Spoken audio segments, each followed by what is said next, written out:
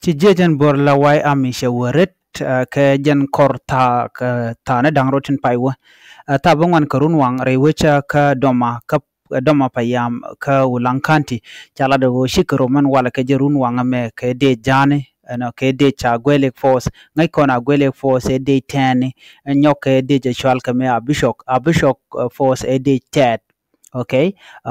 wa ci ko rum ga jarun wanga me lo shi de ni tin la de jani yo bene beken jejen bor beken bu mak cha ga doje long kala dana chalat ke je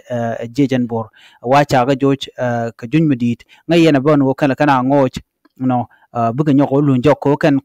tarin tong mi fas ke kap ke bomo no joko ken go wi akor de ya sha video no wan sha guj lakin sikan no no de kan kor but te ke ne de korin gwal mi la ka choy ke no wi akor no liw ko lora bang so jejen bor cha bom ngai ken gwan wo jejen bor ntama chelangar ko jejen bor chere nyal chejenak pan ka je sha jeling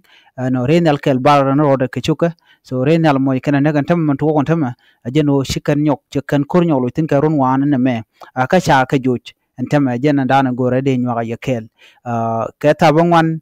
karun wang chikur mo shirum ajro dana chalat shikan ka joj lo shikan go gwad dan tikitin ene mo dong bu na ko pet ko ken la bene ken buga ben ka buga nyoko lo jok no ko ngayene jejen bor me che wene kana gorno be wajimi be jadak